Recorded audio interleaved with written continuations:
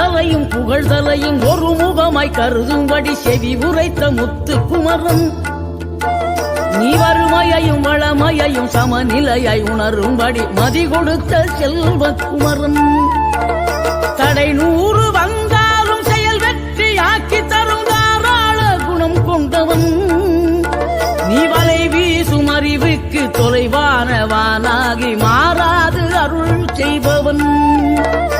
தீராத காதலோடு திருவடியை சொல்லுபவர்க்கு திரவியமே தருகின்றவன்